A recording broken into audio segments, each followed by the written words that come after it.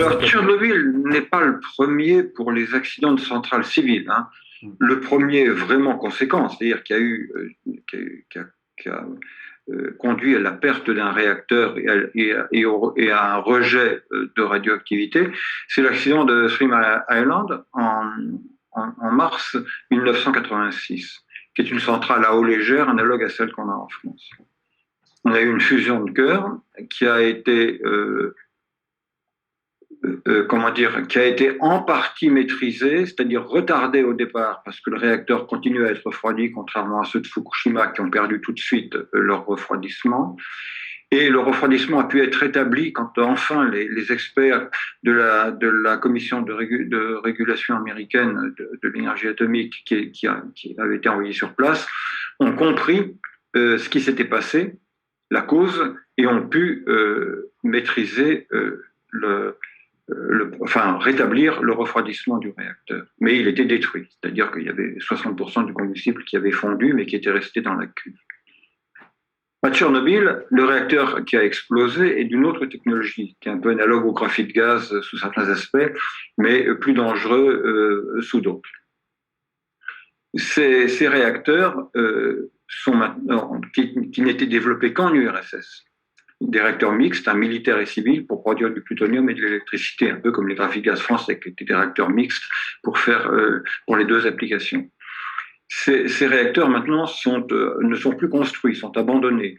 Et je crois que toutes les centrales de ce type-là ont été arrêtées, mais longtemps après. Alors, on dit que, alors maintenant, le risque est-il différent ou atténué ou moins grand avec les technologies que nous exploitons chez nous ou dans d'autres pays?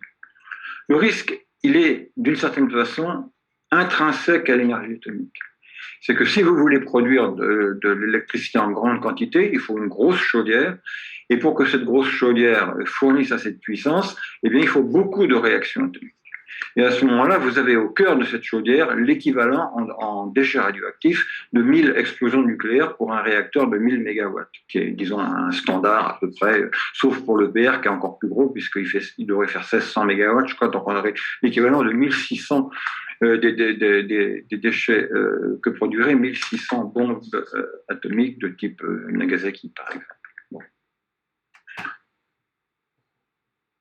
Le risque, c'est que cette radioactivité soit libérée. Il a été réalisé complètement, ou presque, à Tchernobyl, partiellement à Fukushima, mais en quantité considérable, et un petit peu à Three Mile Island. Voilà le risque. Alors, est-ce que les technologies ont évolué? Oui, on peut le dire. Quand on voit le peu d'effets de ces améliorations, on peut se poser la question si on n'est pas en train de rassurer les gens avec des mots. Je m'explique. Après Tchernobyl, vu que la grande explosion qui avait vraiment détruit le réacteur, c'est une explosion d'hydrogène. Par ailleurs, à Three Mile Island, ce que tout le monde craignait, c'était l'explosion de la bulle d'hydrogène. Pour ceux qui sont assez âgés et qui se souviennent qu'il y avait une grande panique aux États-Unis et dans le monde, parce que si la bulle d'hydrogène explosait, à ce moment-là, on aurait eu un Fukushima à l'intérieur des terres. Il n'y aurait pas eu le vent pour emmener la radioactivité dans la mer, comme ça s'est produit pour 80% des rejets à Fukushima. Non, là, ça serait resté sur Terre. Ça aurait été un désastre dans cette région des États-Unis. Alors on avait dit, il faut des dispositifs pour éviter que l'hydrogène n'explose. Alors on a mis en place des recombineurs. Alors on se demande s'il y avait des recombineurs à Fukushima, parce qu'il y a 2 réacteurs qui ont explosé.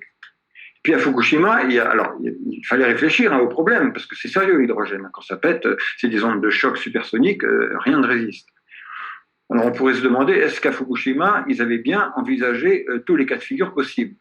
On peut penser que non, parce qu'il y a une autre solution. Comme c'est des réacteurs différents de nos réacteurs à eau, c'est des réacteurs à eau bouillante et pas à eau pressurisée, il n'y a pas une véritable enceinte, il y a une enceinte de confinement, mais autour de cette enceinte, il y a un grand bâtiment.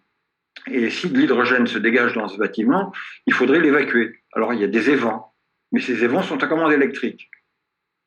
Et comme il n'y avait plus d'électricité à Fukushima, ils n'avaient pas prévu le coup où la centrale accidentée ne disposerait plus d'électricité, on n'a pas pu ouvrir les évents. Et quand on s'est rendu compte qu'il y avait de l'hydrogène et qu'il fallait ouvrir les évents, alors on a regardé la radioactivité à l'intérieur du bâtiment, on a dit non, on ne peut pas envoyer des hommes parce que la radioactivité dépasse les limites de la réglementation. On n'est pas en Russie au Japon, si vous voulez. Les Russes, ils auraient envoyé quelqu'un. Et au Japon, on n'envoie pas quelqu'un quand ça dépasse la limite de la réglementation. C'est pour vous dire que ces améliorations sont vraiment virtuelles. Et quand il y a un accident où les circonstances sont telles que ce qu'on avait pu prévoir est pris en défaut, eh bien, ça pète. Donc moi, je ne fais absolument pas confiance à ces soi-disant stress tests, campagnes d'amélioration, je ne sais plus comment ils appellent, grand carénage, je ne sais pas quoi. On dépense des milliards, mais les accidents se sont toujours produits d'une façon, ils ont déjoué tout ce qu'on avait pu imaginer pour les empêcher.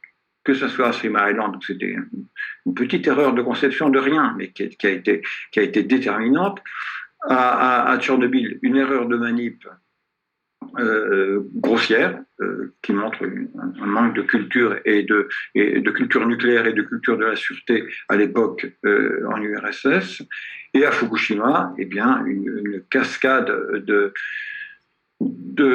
comment dire, d'erreurs de design. Hein. On met les équipements de sécurité dans une zone où ils peuvent être inondés. Bon. Alors que la centrale a bien résisté, ou à peu près bien, au tremblement de terre, eh bien, elle a été perdue parce que les équipements de sécurité ont été noyés.